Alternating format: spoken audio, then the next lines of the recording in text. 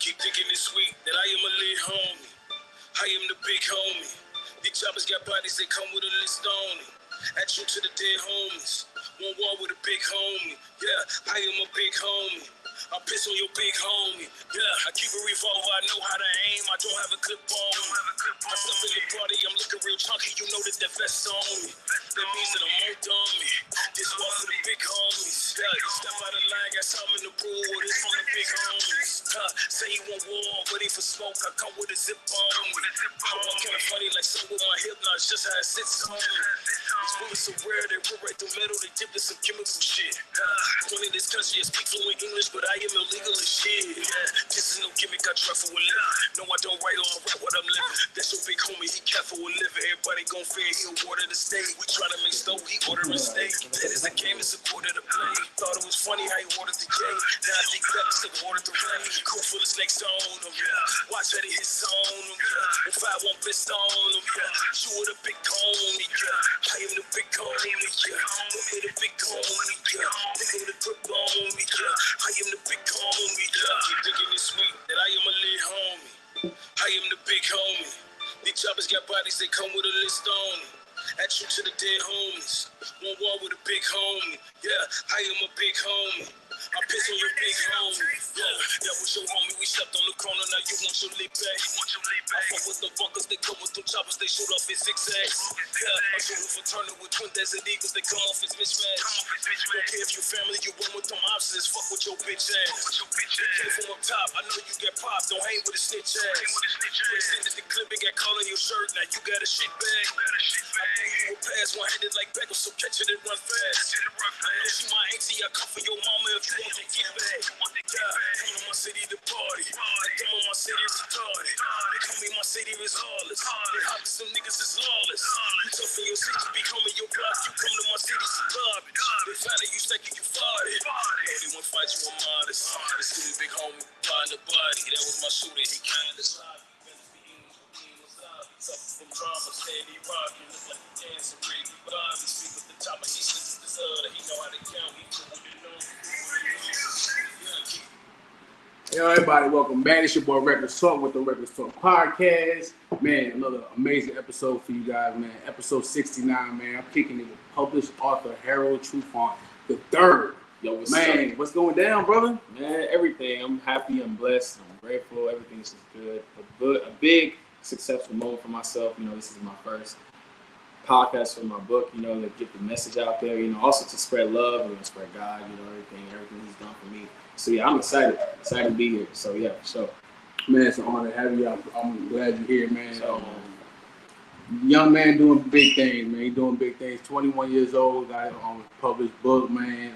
It's amazing. Before we get started, you have any shout outs you want to give? So yeah, I'd like to shout out Miss Jill for putting me on with this podcast, and then also I'd like to shout out my family, my loved ones, those who are close to me. Also like to shout out God and Jesus for just keeping me here and keeping my head sane and keeping me through the storm, you know.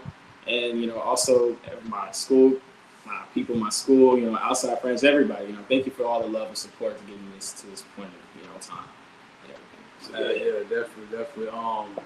First and foremost, I want to give a shout out to No Rock Entertainment, role members of the Outfitters, used to rock PSK 13, Ozzy the DJ, Rich Alexander, man, all my guys, man.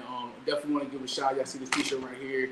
Definitely give a shout out to Cricket Moon and the Tribe, man. Appreciate all of y'all for all the support. Everyone watching on YouTube and Facebook, how y'all doing? Appreciate it. Hit that like and subscribe button. If you're listening on YouTube Music, I appreciate you guys. Wherever you go, my podcast goes with you. Man, so let's get it started. Man, 21. yes, 21. Let's tell everybody where you from, man.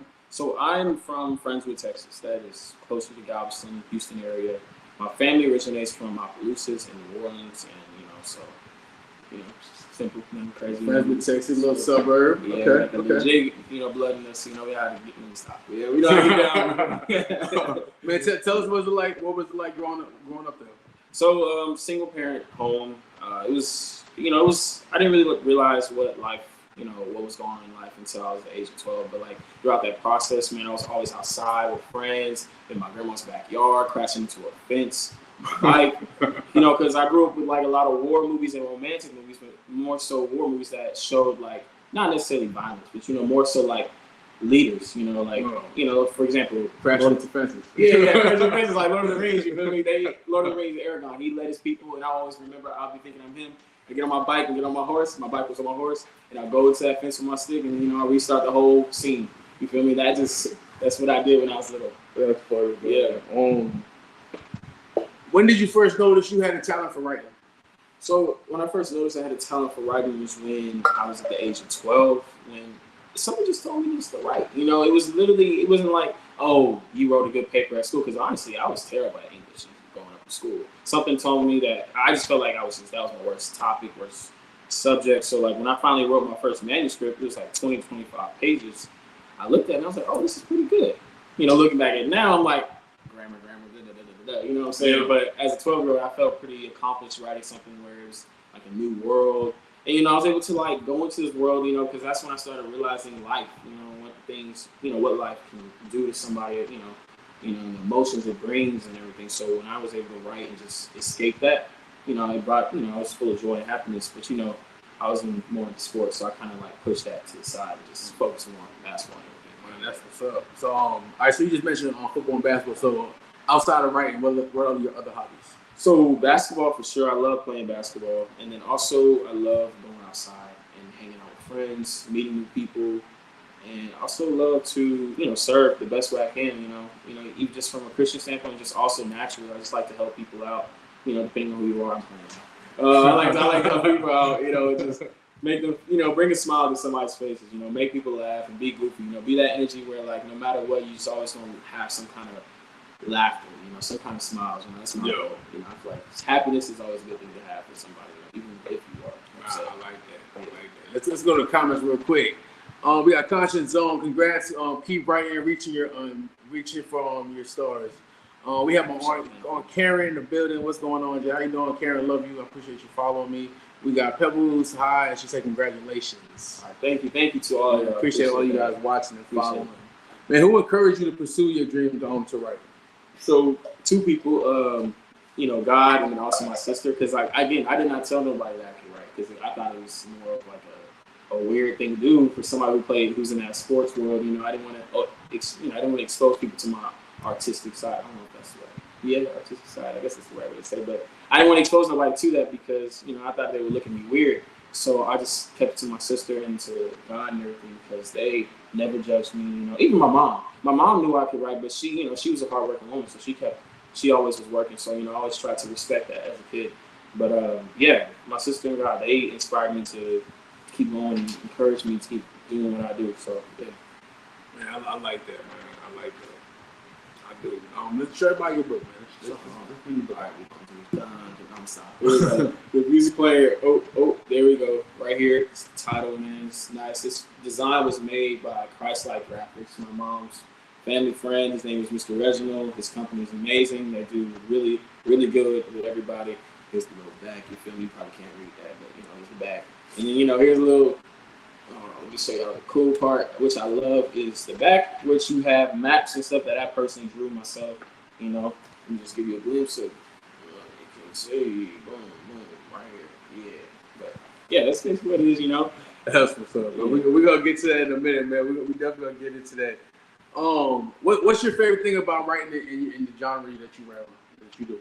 So my favorite thing about writing is actually writing about war and love, really, because again, I grew up with war movies and romantic movies, and as far as romantic, I just compare it to Aladdin. That's my favorite romantic movie.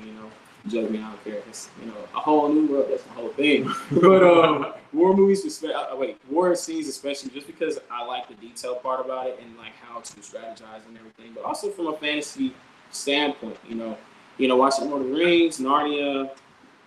I guess Harry Potter. I'm not really a Harry Potter fan, but I gotta say it. Even from a biblical standpoint, there was war battle. There was war. With David conquering, many lands to establish the first, Israel and the kingdom. So I just love writing the war scenes, man. It's just, I don't know. I just like the idea of leading an army and just going to war and taking on my enemies and just taking them down and conquering. That's just a me thing. So that's what I like. Man, that's what's up, man. Describe your process. So your outline. Do you do an outline, a plot, a plan, or is it just writing? Or is your writing just more organic? So it's kind of two things. It's really, I like to plot and plan what I'm writing first, see what I'm going to do, because I can't just go into something without knowing what I'm doing, because I'm just not that person. But when I did start typing and writing down stuff, it was more organic and just the ideas itself. Like, I plot, I plan, plot, the whole beginning and end, and then the details was just organic, just adding the creativity and the imagination and the small things was like a river just came out, ideas just poured into it, So yeah, that was pretty cool. Man, what's going down, man? We got my guy in the building. He said, "What's going down?" Congratulations. Yo, big shout out to my guy, man. We had an amazing interview last night. Amazing. Y'all definitely check him out. We had it was funny as hell, you know what I mean? Nothing more I can really just say about it. You know what I mean? We had a funny ass interview last night. Y'all definitely go check it out. You know what I mean? So, do let me laugh. Everybody that showed out and showed up, we really appreciate y'all for real. Definitely. What have you found to be most challenging about your writing? Most challenging thing that I found to be about my writing was really the patience, the whole process, because writing itself wasn't hard to me, but like the aftermath of getting the book published, getting, the graphic design, seeing what you like, and then getting to the printer shop, and getting the books in, it was just patience. And then let alone I was in school and working. So like, I was like, I want it now. My whole mindset is I want this now. But it's like God's time. I kept hearing from everybody, God's timing. I'm like, I don't want to hear that no more. Just tell me one time. But that patience, and actually understanding what it meant to be patient and trust God and just say, when it's His time, it's His time. That was like the hardest part for me. So, but here it is. And you hear, man. Here's the crazy thing. The young man, 21 years old. 21 years old, has a published book. Like he's in college, you know what I mean, doing his thing, man. I love it, man. It's what you got going is very inspirational. Number one, you know what I mean. I'm almost 36 years old, and there's people my age that hasn't accomplished nothing or nowhere near what you've done already. You know what I mean. So man, just keep doing what you're doing, brother. You're killing it. You know what I mean. Definitely, this thing we call life right now, you definitely killing it, man. For real. Yo, Black Smooth, has people been calling your phone since last night? I just gotta ask that question. I mean, we actually incorporated calling up on the podcast last night, and 2 people called, so I'm trying to see if I would call his phone last night. I encourage everyone to call that number from last night's episode, by the way. So let's talk about your book. It's fantasy. So yes, it's fantasy. It's biblical fantasy. So in other words, I like to keep, there's a biblical message, that, within the book and everything. Actually, there's a couple of biblical messages in my opinion, based on how you read it. But so it's basically about a man named Elijah. He becomes king. And right when he becomes king, he enters a war that was supposed to end with his father who, sacrificed himself and all this good stuff. And when he enters this war, the first thing in his head is like, I need to bring my people together, my allies, my subjects, not necessarily subjects, but his people and his allies need to come together in order to defeat this enemy, their common enemy. And what separates his allies, though, is the trust and the love part, because everybody has their own differences. And, when you have your own difference, you tend to let that blind you of just unity, and I feel like, in the story, he has to let everybody know and, give them an eye opener, like, look, just because we are different doesn't mean we aren't one and the same. We are all created by the, only one God. Same thing with this world. Different skin color, different thoughts, different mindsets, different goals. Doesn't mean we're not connected.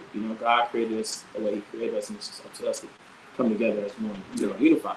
Anyways, yes. So Elijah, his goal is to bring them together. But the one thing that is really conflicting him is his fear of what can happen. In other words, the future. And the future is kind of, distracting him, kind of putting thoughts in his head that isn't already there because of the future. You don't know what's going to happen. So for him to fear, it's kind of like, meaningless because you don't know what's going to happen. Just live in the present. And he just needs to conquer that. And once he does conquer that, he will have the strength to lead his people and, successfully win. Hopefully. I don't want to spoil that. So, I don't want to give you too much away, Let everybody know where they can find it or where you could purchase it. So you can follow me on Instagram, and in my bio, my Instagram is Harold Trufant III, And in my bio, I have a link. It's vongreta.com and /bookstore. And you go to that website or that link and you scroll down, literally the homepage, when you scroll down, my book will be right there. You click on it, $15, and I'll have the book shipped to you within 3 to 7 business days, normal, I like it. I like it. I like it. Do you identify with your main character, or did you create a character that is the opposite of yourself? So the main character of the story I do identify with, but everybody else who helps support him, they all have their own characteristics, But yes, I identify with him because it's basically my life in that book as a younger kid. This series is literally a course of my life up to now, but from a fantasy standpoint. And people who don't know me are not going to be able to know that because it's fantasy. You don't know what happened in my life. That's what I want. I don't want nobody. I always want people to know what the book is, but those who do know me will understand, okay, I can see how this correlates with you, Harold, and everything. Okay. But yeah. I like that. I definitely like that. And what made you choose the more biblical fantasy route for your first book? Well, automatically put God first. That's really what made me, how can I put God in this and also incorporate fantasy and, it's just underlining messages and stuff. But yeah, that really, my faith and my drive, because at the end of the day, God was always there, Jesus and God, they were always there. So like, they never left me. I always could trust them. And even in my worst moments, they know my dark side, they know my good side. So I felt like I just stayed, I just feel like I had to do something to honor them, because at the end of the day, if you're not honoring them, what is the point, because you need some kind of goal, some kind of drive, some kind of purpose. And then my sister too, she's been through a lot of stuff in life, and her will to keep on going and keep on living, is inspiring for me. So it's like, I gotta protect her, I gotta do what I can for her to help, just help make her better she can be, people tell me, no, don't, let her live her life. And I'm like, I don't care, bro. As long as I'm here on this earth and I'm breathing, I'm gonna always do my best to make sure I help see her grow. Because if your people are not growing, you're the only one growing, then what are you doing? Man, you know what I'm saying? Man, once again, if you just joined in, this man is 21 years old. Yeah, that's very wise, very, very wise, very smart young man. Thank you. Man, I like that you just said that. Wow, yeah, definitely. Pebble said, I am happy to be here. You here too? Man, we appreciate you. We definitely appreciate you, Pebble. Man, this is crazy, man. I definitely like it, brother. I definitely like what you got going. For real. I definitely like what you got going. What is one thing you want people to take away from your book? One thing I want people to take away is the meaning of true forgiveness. And when I say true forgiveness, people think, okay, well, not everybody, but you tend to think just a sorry, oh, I forgive you. No, I want you to see that to really forgive something, you got to visit your past. And sometimes visiting your past is the hardest thing for you because your past is what caused you to be this dark or have this trauma, this toxicity in your life. So when you can visit it and accept that it happened to you, and accepting means to feel the pain, to feel the hurt, let the tears come down. Harold, how can I forgive somebody who raped me, beat me, killed my mom, killed my brother, killed my uncle, caused me to be this, caused me to be that? How can I forgive? And again, accepting that they did this, accepting that it happened. Because I can tell you right now, they are not, most of the time when the enemy hurts you, it's like the enemy that your enemy, whoever it is, doesn't know that they actually hurt you the way you know they hurt you. Yeah. And to the degree of what they're paying. So at the end of the day, they're not necessarily worried about how they hurt you. So for you to hold on is pushing you back. So you got to forgive. And then on top of that, Christ tells us to forgive because he forgives us. He went to hell and back, literally, for our sins and everything. So it's just amazing to me, especially when the guy on the cross next to him was like, I deserve this punishment, but yet Jesus said, you'll still be in heaven with me just because. I feel like it's just the fact that he accepted that he was what he was and said that you are the son of God, that you are this and you are doing what you're innocent, And that's all it is for us humans. It's literally forgiveness. And once you forgive something, you're limitless because now God can send you Jesus. Jesus come to your heart. I mean, he already is going to come to you, but he can really give you that salvation, that satisfaction you truly need to be the best you could possibly be as a human. And I feel like that's real. Once you forgive, it opens the door to a bunch of abundance and blessings. That's just what I think. So, man, that's what's up. Now I dig it, man. I definitely dig it. Yeah. Would you say do you have any odd writing habits? I like to write at night. I can't write in the day. And I have to have a creative pen when I'm jotting, like when I'm making plans. I have to have a creative pen. It cannot be no basic pen. If it's a basic pen, I'm just gonna stare and look dumb. I'm just gonna do this. Do the cat classic, just with the pen and just hold it, and you're just like, and then you're gonna look around and what's going on. But I have to have a creative looking pen, weird looking pen, and it has to be at nighttime. Nighttime, for some reason, it's quiet. I feel like when it's still quiet, you have the best. You get to think. Yeah. I dig it. Let's go to the comments. Let's see. So I'm loving the podcast. I appreciate that. Man, we got that boy Stupid in the building. Another amazing, funny comedian. Y'all can check out. Sorry for the Wait. September 16th is going down. Y'all check it out. I got the flyers up on my channel. Man, we got some good. All right, I see y'all. We said explain the mustard seed that comes with your book. Oh, for sure. All right, I like that question. I don't know who wrote that, but okay. That's a good question. Go ahead. That's funny how they said it, because I did this little bag right here. I put a mustard seed in. Oh, there's an actual mustard seed. Yes, yeah. I accidentally crushed it. I'm sorry, but I crushed it. But anyways, that's all. But no, so the mustard seed that comes into the book or whatever is basically, there's a scripture in Matthew, I believe, when it comes to Jesus. He says, if you have a faith of a mustard seed, I don't want to screw it up, but he talks about the faith of a mustard seed. If you just have that much faith, then you can. I don't know. I don't want to screw the scripture up, but you can. As long as you can believe as much as a faith, mustard seed, then you're able to do faith of a mustard seed. Faith of a mustard seed. Come on, you can't just stop. Hold on. You can't just stop in the middle of the I need to know this because I'm the one that. Wait, hold on. All right, there you go. Faith of a mustard seed moves mountains. Yeah, and hold on, I'm tripping. I have the whole. Hold on, wait. I got my cheat code right here. Hold on. What is it? Because of your little faith, he told them, for truly I tell you, if you have a faith the size of a mustard seed, you will tell them this mountain, move from here to there, and it will move.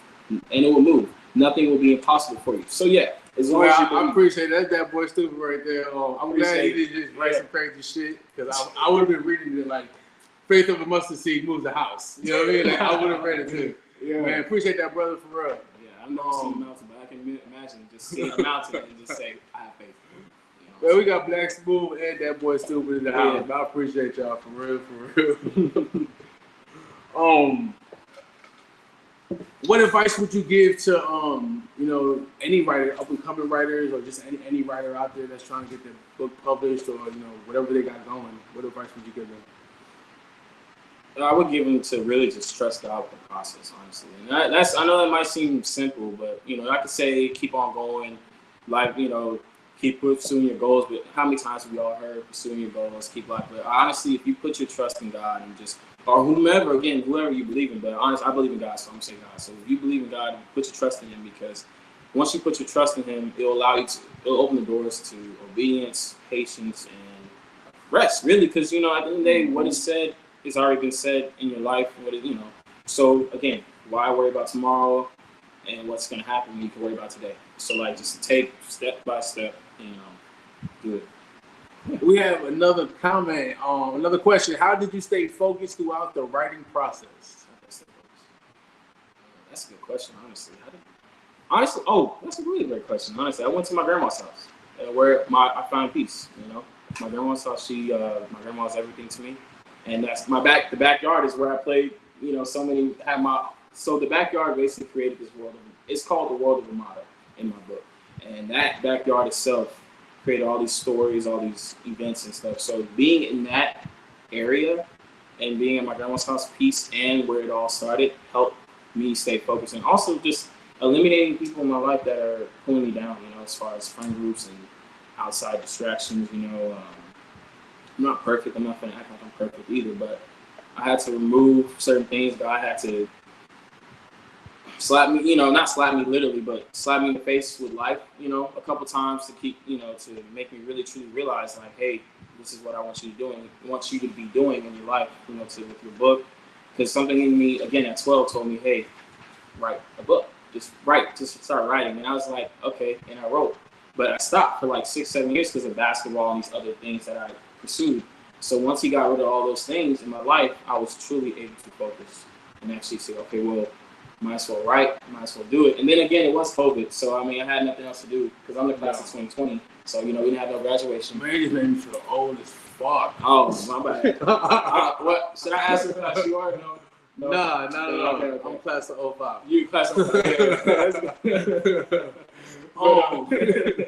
Man, what do you got next? Let's start with that. What's your next book or what's your next project you're working on? Shall I say? As far as with writing or just in general?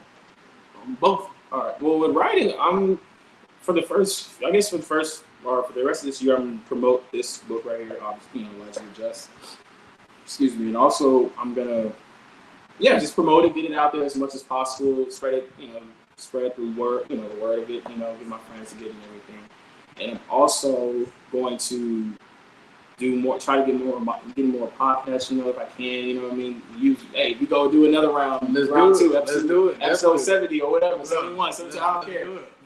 My goal is to spread the word of this book, get it out there. But also, outside of the book, I'm a part of this club, BSU, it's called Black Student Union at University of St. Thomas, and I'm the public relations officer over there, so I'm enjoying that. It's pretty fun. That's awesome. So I'm gonna promote that as much as possible. We got a meeting coming up soon. I'm not sure when, but it's sometime this month.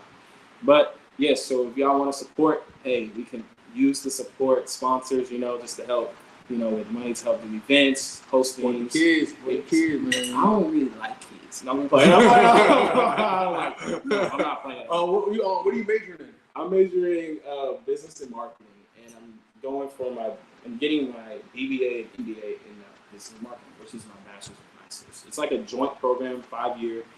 So yeah. Come on, y'all can clap. We got a live audience in the house. Y'all can clap. That's what's up. Will you have a book signing? And if so, I would love to do a live podcast of your book signing. Just putting that out there.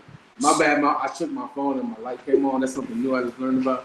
It happens. So yes, I do plan on having a book signing. I will have to give back to the people for that. But the place that I plan on doing it right now so far is in Galveston, just because my mom has a connection with somebody over there. And she already agreed to it, so now it's all about finding the right time and day. And I also want to do one in Houston, so people who live in Houston or Humble or whatever, they want to drive a whole hour to Galveston, because I don't want to make it difficult for people. But hey, if you do, you do. But, Houston. Hey, drive to Galveston, get some good food. Get some good food, go see the beach, even though it's brown. Nothing wrong with brown things, but go see the beach and stuff and everything. But yeah. All right, here's your chance to sell yourself. You said $15 for your book, right? Right. We got $15 to our name. That's all we got. Sell us to why we should buy your book instead of buying food with our last $15. That's crazy. So, I believe you should buy my book because my book shows it's eye-opening and it shows it's bringing back to the idea of forgiveness. It gives you a way of life, and I feel like it shows you it has a big purpose at the end of it, meaning to it. And I feel like my book will just bring you happiness and joy. Yeah, food is good, but the Bible teaches us that man does not live on bread alone, but by the word of God. So regardless, you have the book in your hand, and I do put some scriptures in here, and so you will have a piece of God, and the word of God itself is nourishing. So you will be full regardless. And if you're willing to put that seed into me, then who knows what that can turn into? Again, it's by the faith of the mustard seed, right? So I feel like, that's why, because food is not our natural nourishment. So reading the word is. So food is literally, if you really think about it, it's meaningless in a sense. So reading is better for your mind, and actually it is. It enlightens you, it gives you knowledge, it shows you truth. The word of God is truth. Our bodies, our human nature urges for the truth. We like to discover things, and I feel like with my book you'll be able to discover a new world. So, and you'll be caught up in the world so much you forget that you're hungry. Yeah. Wow, you got my $15. I'm not gonna. And you know what? You get an actual seed with this book. You know what I mean? You get this actual seed, a mustard seed that comes with the book. It does come with the book, right? Yeah, it does. Okay. This one's wanna crushed, make sure. so I don't want to give you. Yeah, not crushed one, but you're gonna get one. It might come crushed, but hey, you never know. It happens. I don't like you if it's crushed. Just saying. I Great like podcast, young man. I'm inspired. Man, I really appreciate that. Writing wise, have you thought about getting into other things like writing movies or plays or anything like that? I really thought about that. Actually, I have thought about my book becoming a movie, but I never thought about writing the movie itself because I just don't feel like I'm there.